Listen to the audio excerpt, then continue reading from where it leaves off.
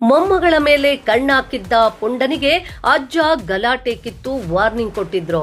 ಅದೇ ವಿಚಾರಕ್ಕೆ ಎರಡು ಗುಂಪುಗಳ ಮಧ್ಯೆ ಗಲಾಟೆ. ನಂತರ ಹೊಂಚು ಹಾಕಿದ್ದ ಪುಂಡ ಯುವಕ ಕಸ ಸುರಿಯೋ ವಿಚಾರಕ್ಕೆ ಗಲಾಟೆ ತೆಗೆದು ವೃದ್ಧನನ್ನೇ ಬರ್ಬರವಾಗಿ ಕೊಲೆಗೈದಿದ್ದು ಮೂವರನ್ನು ಪೊಲೀಸರು ಬಂಧಿಸಿ ಜೈಲಿಗಟ್ಟಿದ್ದಾರೆ.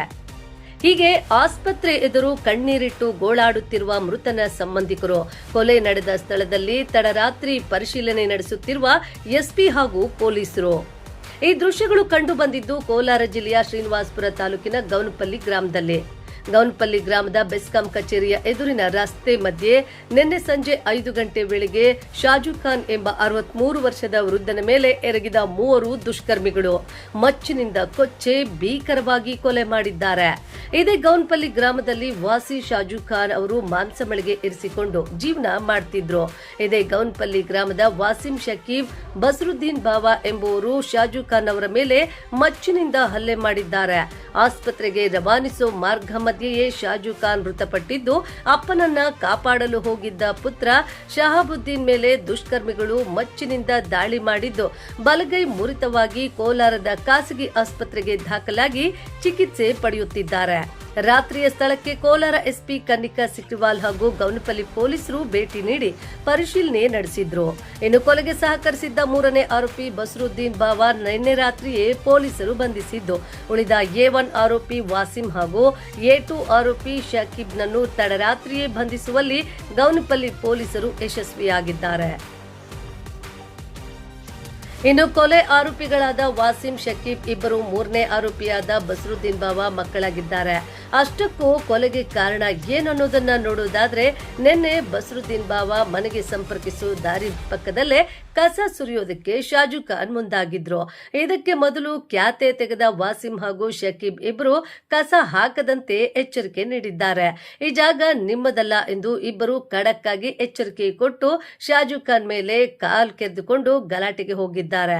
ಮಾತಿಗೆ ಮಾತು ಬೆಳೆಯುತ್ತಿದ್ದಂತೆ ಮನೆಯಿಂದ ತಂದಿರುವ ಮಚ್ಚಿನಿಂದ ದಾಳಿ ಮಾಡಿದ ವಾಸಿಂ ಮನ್ಸೋ ಇಚ್ಛೆ ದಾಳಿ ಮಾಡಿದ್ದಾನೆ. ಅಡ್ಡ ಬಂದ ಮಗನ ಮೇಲೂ ದಾಳಿ ಮಾಡಿ ಬಳಿಕ ಸ್ಥಳದಿಂದ ಪರಾರಿಯಾಗಿದ್ದಾರೆ. ಆರೋಪಿಗಳನ್ನ ಪೊಲೀಸರು ಬಂಧಿಸಿದ್ದು ಮೂವರಿಗೆ ಗಲ್ಲು ಶಿಕ್ಷೆ ವಿಧಿಸಿ ನ್ಯಾಯ ಕೊಡಿಸುವಂತೆ ಆಗ್ರಹಿಸಿದ್ದಾರೆ. ಇನ್ನು ಕಾಂಗ್ರೆಸ್ ಪಕ್ಷದಲ್ಲಿ ಗುರುತಿಸಿಕೊಂಡಿದ್ದ ಶಾಜು ಖಾನ್ ಕಾಂಗ್ರೆಸ್ ಪಕ್ಷದ ಪರವಾಗಿ ಚುನಾವಣೆಯಲ್ಲಿ ಸಕ್ರಿಯವಾಗಿ ಕೆಲಸ ಮಾಡ್ತಿದ್ರು. ಆದರೆ ಶಾಜು ಖಾನ್ ಮನೆಯ ಕೂಗಳತೆ ದೂರದಲ್ಲಿ ಇರುವ ಆರೋಪಿಯಾದ ವಾಸಿಂ ಕಳೆದ 1.5 ವರ್ಷದ ಹಿಂದೆ ಇದೇ ಶಾಜು ಖಾನ್ ಅವರ ಮೊಮ್ಮಗಳನ್ನ ಪ್ರೀತಿ ಮಾಡ್ತಿರೋದಾಗಿ ಬೇರೊಬ್ಬರ ಕಡೆಯಿಂದ ಹೇಳಿಸಿದ್ದಾನಂತೆ. ಆನಂತರ ವಿಚಾರ ತಿಳಿದ ಶಾಜು ಖಾನ್ ವಾಸಿಂ ಮನೆಗೆ ಹೋಗಿ ಎಚ್ಚರಿಕೆ ನೀಡಿ ಮೊಮ್ಮಗಳ ತಂಟೆಗೆ ಬರದಂತೆ ವಾರ್ನಿಂಗ್ ಕೊಟ್ಟಿದ್ದಾರೆ. ಆದರೆ ಇದೇ ಕೋಪವನ್ನ ಮನಸ್ಸಲ್ಲಿ ಇಟ್ಕೊಂಡಿದ್ದ ಆರೋಪಿ ವಾಸಿಂ ಜಗಳ ಆಗೋದಕ್ಕೆ ಹೊಂಚು ಹಾಕಿದ್ದಾನೆ. ಇದಕ್ಕೆ ತಂದೆ ಬಸರುದ್ದೀನ್ ಬಾವಾ ಸಹ ಬೆಂಬಲ ನೀಡಿದ್ದು ಅಂದುಕೊಂಡಂತೆ ಜಗಳ ಕಿತ್ತು ಕೊಲೆಯೂ ಮಾಡಿದ್ದಾರೆ. ಕೋಲಾರ ನನ್ನ ತಂಗಿಗೆ ಶಾಜು ಅಂತವರಿಗೆ ಗೌನಪಲ್ಲಿಗೆ ಮದುವೆ ಮಾಡಿಕೊಟ್ಟಿದ್ರು ಸರ್. ಅದರಿಂದ ಯಾವುದೋ ಹಳೆ ದೇಶ ಮಾಡಿಕೊಂಡು ನಮ್ಮ ಭಾವಾಗೆ ಒಯ್ದು ಬಿಟ್ಟಿದ್ದಾರೆ. ಅವ್ರ ಮಗಗೆ ಕೈಗೆ ಏಟಾಗಿದೆ. ಇನ್ನು ಮೂವರು ಹೆಣ್ಮಕ್ಳು, ಆ ಒಂದು ಗಂಡು ಮಗು, ಅವನು ಬುದ್ಧಿವಂತನಲ್ಲ. ಅವ್ರಿಗೆ ಏನೋ ನ್ಯಾಯ ದೊರಕಿಸಿ ಅವ್ರಿಗೆ ಸರಿಯಾದ ಶಿಕ್ಷೆ ಕೊಡಿಸ್ಬೇಕಾಗಿ ತಮ್ಮಲ್ಲಿ ಪ್ರಾರ್ಥನೆ ಸಮಯ. ಅದು ಹಳೆ ದೇಶದಿಂದ ಆಗಿರೋದಂತ ಅನ್ನೋದು ಸುಮ್ಮನೆ ಕಸದ ಗಲಾಟೆ ಅಂತ ಹೇಳ್ತಾ ಇರೋದು. ಯಾವುದೋ ಹಳೆ ದೇಶದಿಂದ 3-2 ವರ್ಷದಿಂದ ಮೊದಲು ಒಂದು ಗಲಾಟೆ ಆಗಿತ್ತು ಇವ್ರದೇ. ಅದೇ ಇವಾಗ ಇದು ಮಾಡಿರೋದು ಸರ್. ಇದು ರಾಜಕೀಯದಲ್ಲಿ ಏನೋ ಆಗಿರೋದು.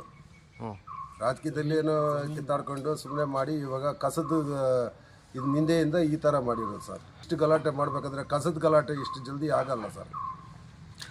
ಅದಕ್ಕೆ ಲೀಡರ್ಗಳು ಗಲಾಟೆಗಳು, ಪಂಚಾಯತಿ ಎಲೆಕ್ಷನ್ಗಳು ಅಥವಾ ಜಿಲ್ಲಾ ಪಂಚಾಯತಿ ಎಲೆಕ್ಷನ್ಗಳು ಅಥವಾ MLA ಎಲೆಕ್ಷನ್, MP ಎಲೆಕ್ಷನ್ ಯಾವ್ದನ್ನ ಬಂದಾಗ ಅವ್ರು ಆ ಕಡೆ ಇವ್ರು ಈ ಕಡೆ ಈ ಥರ ಇರ್ತದಲ್ಲ. ಅದರಿಂದ ಹಳೆ ದೇಶದಿಂದ ನಡೆದಿರೋದು ಸರ್. ಇದು ಏನಿಲ್ಲ ಸರ್. ಅವ್ರಿಗೆ ಯಾರು ಗತಿ ಇಲ್ಲ. ಇವಾಗ ಒಬ್ಬ ಗಂಡು ಮಗ ಇದ್ದಾನೆ, ಹೆಣ್ಮಕ್ಳು ಇಬ್ಬರು ಮದುವೆ ಮಾಡಿಕೊಟ್ಟಿದ್ದಾರೆ. ಒಬ್ಬ ಮಗುಗೆ ಗಂಡ ಇಲ್ಲ. ಅವರು ಗಂಡ ಸತ್ತೋಗಿ ಆ ಅಮ್ಮನಿಗೆ ಒಂದು ಮನೆ ಕಟ್ಕೊಟ್ಟಿದ್ದಾರೆ ನಮ್ಮ ಭಾವ. ಇವ್ರಿಗೆ ಕಷ್ಟ ಸುಖ ನೋಡೋರೋ ಇಲ್ಲ. ಏನೋ ಅಂಗಡಿ ಮಾಡ್ಕೊಂಡು ಜೀವನ ಮಾಡಿಸ್ತಾ ಇದ್ದ, ಸಾಕೊಡೋತಾ ಇದ್ದ. ಇಬ್ಬರು ಓದಂಗೆ ಲೆಕ್ಕ. ಇವಾಗ ಈ ಮಗ ಮೆಡಿಕಲಲ್ಲಿ ಅಡ್ಮಿಟ್ ಆಗಿದ್ದಾನೆ. ಬಲಕೈ ಸರ್ಜರಿ ಮಾಡ್ಬೇಕಂತೆ. 10 ಗಂಟೆಗೆ ಮಾಡ್ತೀನಿ ಅಂತ ಹೇಳಿದ್ದಾರೆ.